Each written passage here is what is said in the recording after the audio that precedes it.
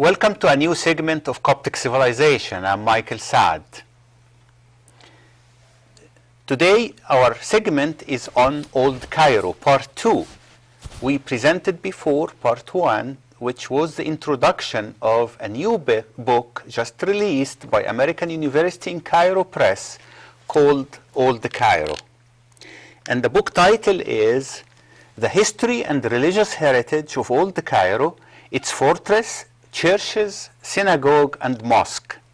The book is written by 4 co-authors, edited by 2 co-editors, and photographs by Sharif Sunbul.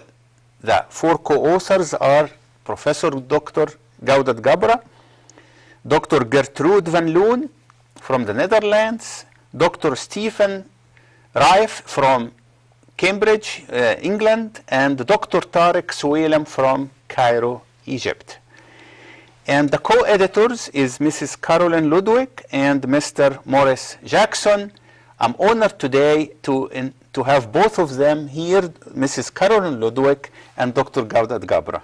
Welcome to the program. Thank you. Thank you. And thank you for coming again to the program to speak about your new book. And you have been collaborating in a previous volume, The Churches of Egypt, which is a fascinating, another fascinating volume. So we have been waiting for your second project, which is the Old Cairo project, which just have been released. That must have been many years in the making. And what motivated you to do this project? Well, God and I were talking about Old Cairo, and he convinced me that just how deep and rich the history and heritage is there, and that's what we decided to do. And we frankly thought it wouldn't take so much time because we had most of the churches documented already, but that wasn't right. And we did more for each church and every church in Old Cairo. And we're very, very proud of this, aren't we, Gawdat? Sure. Yeah. It's great that this book was introduced in the back by 3 religious leaders. His Eminence, Amba Bachomios, Metropolitan of Buhaira, and former acting Pope, and the Grand Mufti of Egypt, Dr. Ali Goma, and a Jewish person from America who is the former U.S. ambassador to Egypt, His Excellency Daniel Kurtzer. And they are talking about the importance of this volume because it presents the coexistence, the positive mutual nourishment of 3 religions, Christianity, Islam, and Judaism, in Old Cairo, one of the most ancient places in the world, still alive today. And as we see in the picture, this is perhaps the famous Babylon castle, fortress. Mm-hmm. And Dr. Gawdat Gabra, having been the director of the Coptic Museum in Cairo, which is next door to this fortress, please enlighten us on this picture, which comes from the book. Yes, the Coptic Museum, in fact, is within the fortress of Babylon, as well as many ancient churches, as well as the Jewish synagogue. If we see the first slide, the Babylon fortress is a very important fortress built by Emperor Diocletian, and it is in the beginning or in the mouth of the famous Trajan canal, which connected the River Nile near Babylon and Babylon fortress and the Red Sea. This Babylon fortress has a quay or a port, which, yes, this is the entrance of the port. So the area just in front of this door between the two bastions connected to the River Nile. So the ships came directly to the entrance of this door, to the quay or the quay. And yeah, this is a very strategic also site because it is the apex of the delta and the beginning of southern Egypt. So it controlled the whole upper Egypt and also the delta, and a very important place for trade between the east and the west. The Babylon fortress, in fact, is one of the most important military fortresses that remained from the Roman times. And therefore we studied not only the facade or the quay, but also the other elements within the fortress of Babylon. Please, what is in the picture in the background? This like modern building in the background there? On the top here, the church of Al-Mu'allaka, or the suspended or the hanging church, because it has been built over the two bastions of, or the remains of the two bastions that flanked the entrance of the fortress, or the beginning of the quay itself. Mm-hmm. So the church of Babylon has no foundation. It was built over the relics of the two bastions or two parts of the Babylon fortress, and it is one of the most ancient churches in Cairo. The Mu'allaka church, in fact, it is enough to say that when the Pope Christodoulos in the 11th century, when he had to leave his residence in Alexandria, the cradle of Christianity, to be near the Fatimid government, he resided in Al-Mu'allaka, not in other place in Cairo. Carolyn, please tell us why you picked Jewish tradition, Islamic tradition, and Christian tradition in Old Cairo. And in the previous part of this program, part one of Old Cairo book, we covered a few things, including the fortress, Coptic museum, some churches. But today we would like to move on to the Jewish and the Islamic sections. What prompted you to include the Jewish in particular, and then we'll talk about the Islamic? Well, in the first place, Ben Ezra Synagogue is quite famous because of famous papers, the Genizah Ben Ezra were found there. And it's part of the history. It is part of Old Cairo. And when the Jews were there, and the Christians, and then much later on the Muslims, they all worked together. They helped each other. Gawdat so beautifully told me in the very beginning when we started working on the book that they helped each other open their shops on their holy days, protected one another. The women, as a woman, I have an image of all of women walking together, carrying their water and their buying their doing the marketing. It was quite lovely, quite something. They all got along. Yes, and that actually was the case when I was growing up in Alexandria, Egypt. The same apartment building had Jews, Muslims, and Christians in the same apartment building, and they were helping each other. And for example, the Jews on a Friday evening would tell the Christian neighbor, come and turn off the light because of the Sabbath. I cannot turn off the light. So right. Christians and Muslims participated, and vice versa. So, good old days. Well, let us pray, and I trust that your book is a light to the world. Dr. Gabra and Mrs. Ludwig, your book is bringing the good old days to life and inspiring the world that all religions of the world, Buddhists, Hindus, Christians, Muslims, Jews, the atheists, can live together in peace. And so back to the synagogue in Old Cairo, and we'll show this next picture. What are we seeing in the picture, Dr. Gabra? In fact, I remember very well that in the late 80s, the 1980s, the Egyptian government, after the Treaty of Camp David, the Egyptian government and with a Canadian finance restored very professionally the Jewish synagogue of Ben Ezra.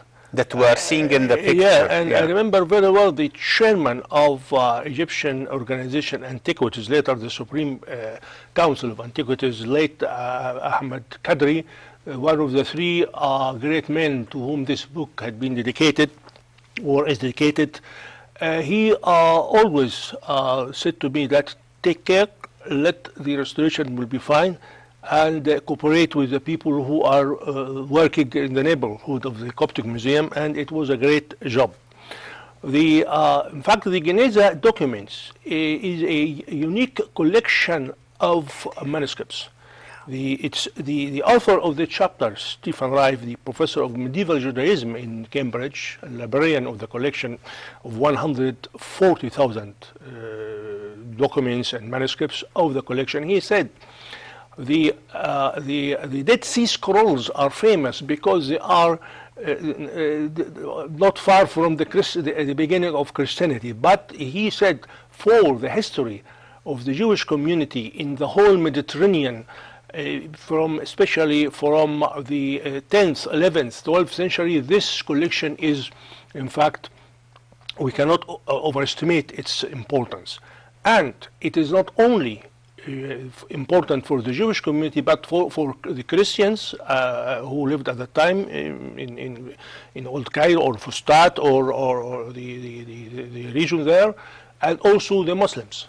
Because, as Carolyn said, they cooperated in one shop. So it's very interesting that in one shop you have a Jew and Muslim, and the Jew didn't work in Saturday, and the Muslim didn't work on Friday. And the revenue or the money made in Saturday, the Muslim took it. And in Friday, the Jew have taken it. And they asked Mahmoud is one of the most important rabbanis of the 12th century. He said, this is okay, so long the Jew does not take the money of Saturday. So it is a very beautiful cooperation, and as you said, a cooperation between three communities for at least 3 centuries together.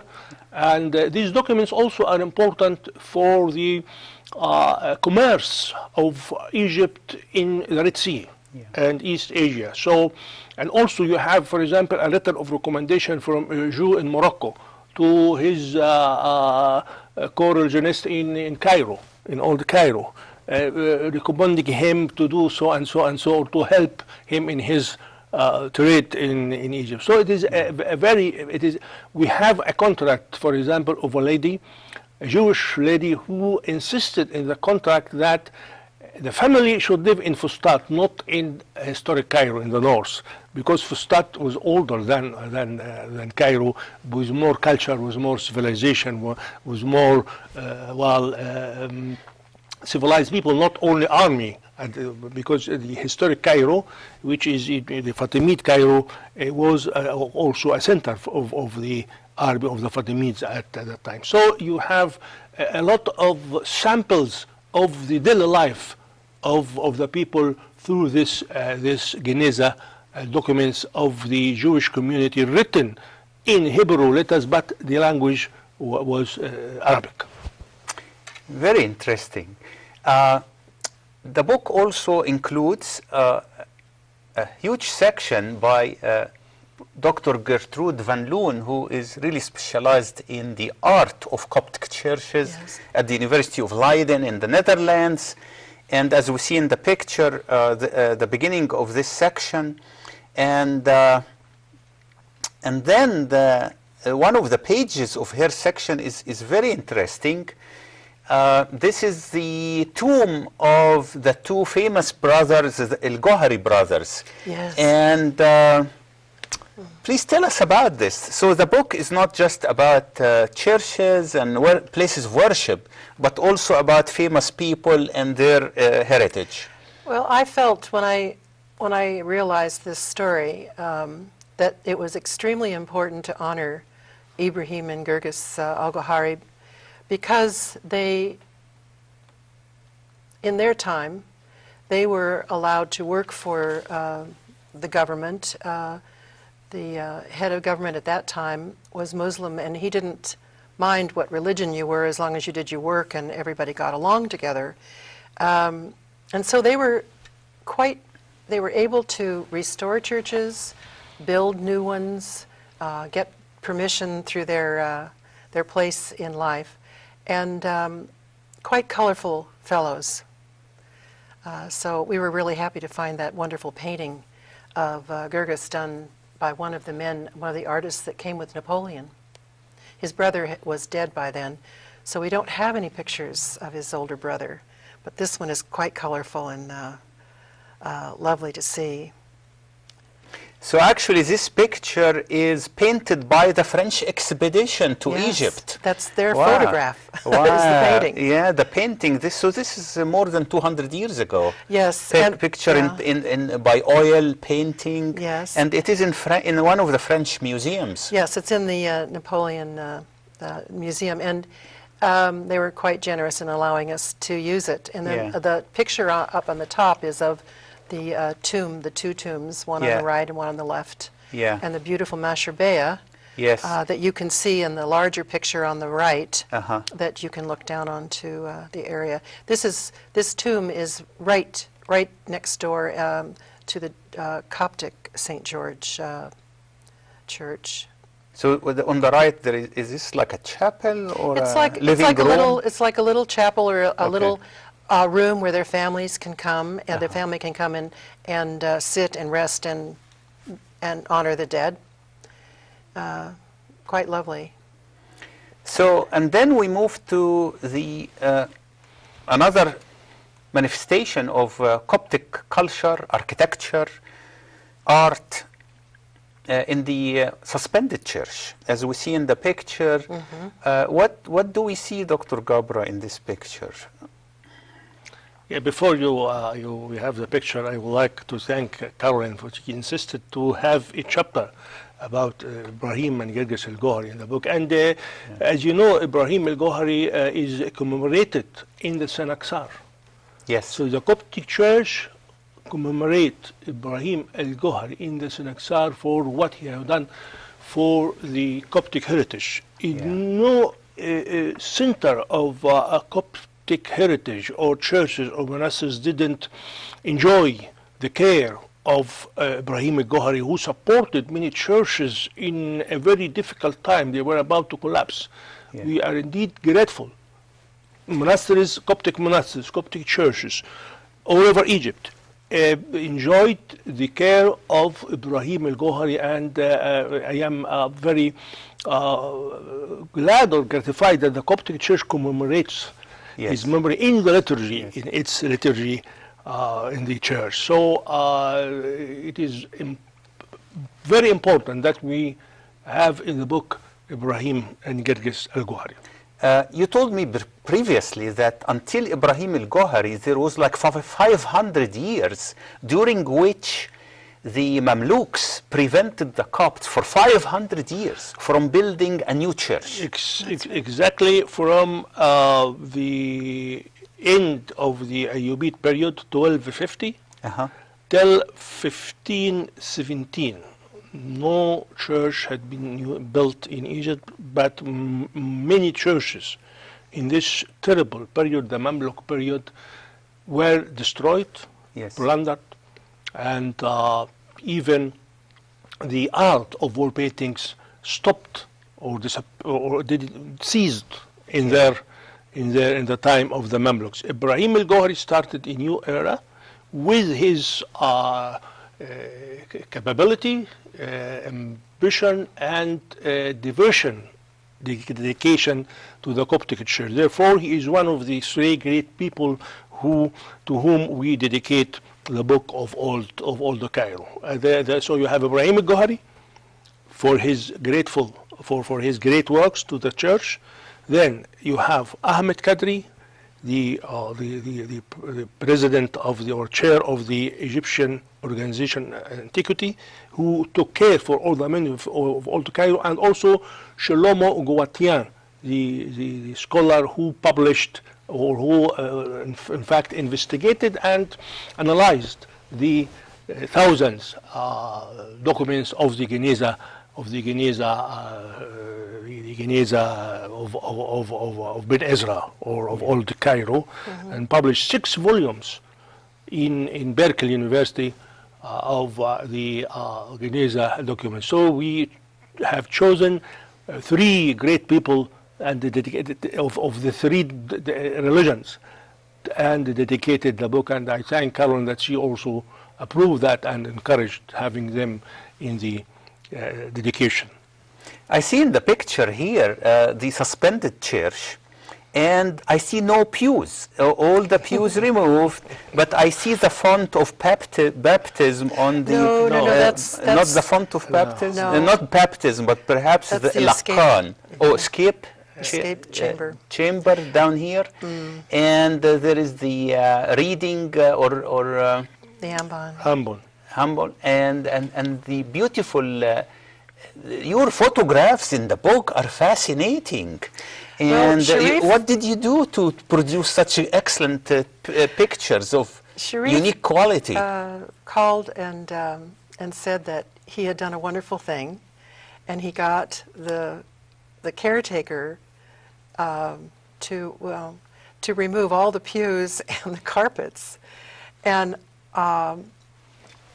this is what the church would have looked like, probably with wooden floors, not cement at that time. In the very beginning, I don't know when pews came to the Coptic church. The Russians are still standing up. Yes, yes.